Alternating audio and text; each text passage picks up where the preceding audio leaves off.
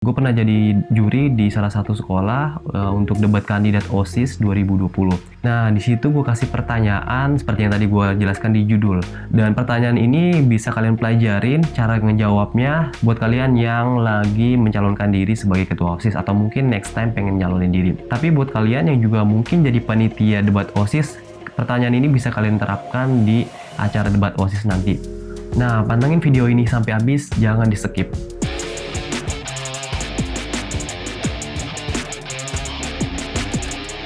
Nah, yang mana yang akan kamu pilih untuk menjadi pengurus? Pilihan pertama adalah teman yang dekat tapi tidak punya skill, atau teman yang punya skill tapi tidak dekat.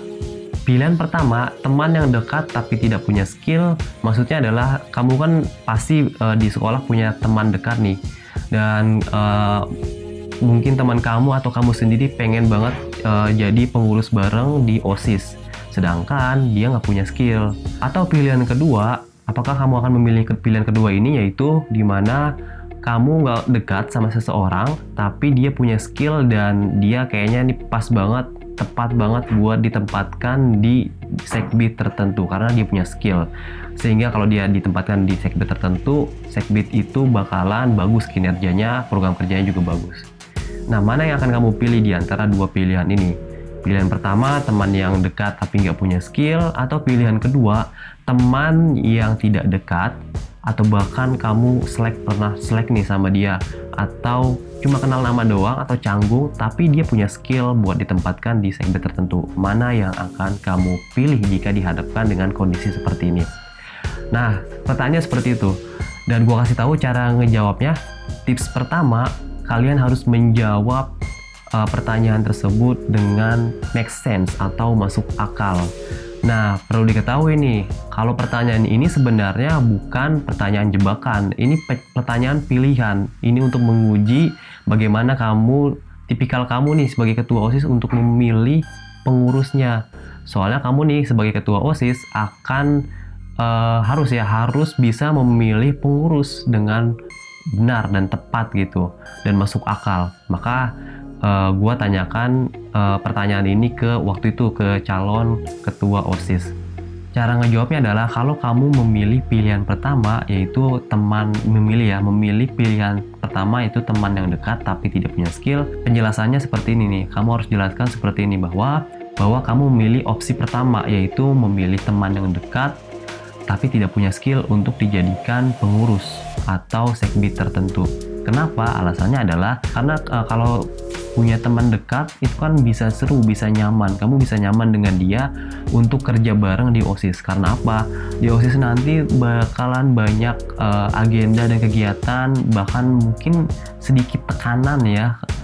Meskipun nggak berat-berat banget, tapi ya kalau saking sibuknya mungkin kamu akan tertekan dengan deadline kegiatan. Kemudian di samping itu kamu juga harus ngatur waktu buat belajar, les dan sebagainya. Itu sepertinya akan jadi tekanan buat kamu, dan kamu butuh kenyamanan dengan teman-teman kamu di pengurus OSIS. Oleh karena itu, dengan memilih teman dekat, maka teman dekat itu akan menjadi sesuatu yang bikin kamu nyaman, bikin kamu seru di OSIS, bisa bikin enak buat kerja bareng di OSIS, sehingga nanti akan efeknya adalah ya kegiatan OSIS juga bisa lancar, bisa seru, bisa kamu nggak merasa tertekan, kamu merasa have fun dengan kegiatan kamu di OSIS dengan teman-teman dekat kamu.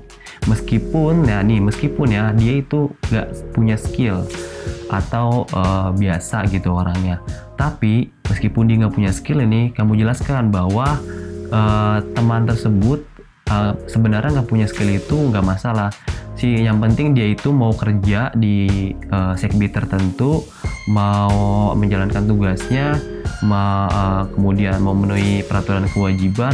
Adapun kalau dia nggak punya skill, dia kan bisa belajar sama orang yang punya skill. Jadi gitu, kalau kamu milih pilihan pertama. Gimana kalau kamu pengen milih yang pilihan kedua? Nah, kayak gini nih penjelasannya. Yaitu, kamu pilih pilihan yang kedua, yaitu teman yang tidak dekat tapi punya skill. Kenapa? Kamu lebih jelaskan ke skillnya dia, bahwa dengan skill yang dia miliki, maka nantinya akan bisa mempengaruhi program kerjanya. Sehingga nanti karena dia punya skill, sehingga Sekbidnya itu bisa, program kerjanya bisa bagus karena dia memang skill di situ. Misalnya ya, sekbidnya itu sekbid seni dan dia punya skill dalam bermain musik atau mungkin nyanyi, dan dia memang passion di bidang tersebut, sehingga nanti program-program kerjanya atau program kegiatannya juga akan bagus sesuai dengan minat dia. Nah, adapun kalau kamu nggak dekat sama dia, kamu jelaskan aja bahwa demi kepentingan OSIS, orang yang nggak deket tapi punya skill itu bisa saya rekrut buat jadi pengurus OSIS. Karena apa?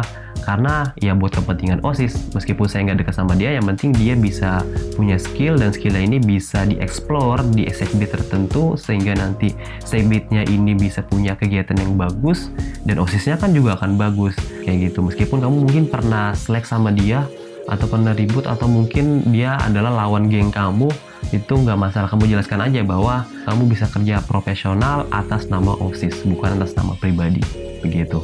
Oke, jadi itu aja tips dari gua dan penjelasan pertanyaan yang mungkin akan muncul juga di debat OSIS yang akan kalian lewati. Buat kalian yang lagi nyalonin OSIS, semoga kalian berhasil, good luck, semoga terpilih. Dan pelajarin terus video pertanyaan-pertanyaan yang sering muncul di channel gue ini tentang OSIS, biar makin lancar proses seleksi kalian. Jangan lupa like, comment, subscribe, and share. Atau mungkin pengen cerita pengalaman kalian terpilih menjadi ketua OSIS, bisa komen di bawah ini. Itu aja dari gue, terima kasih, bye-bye.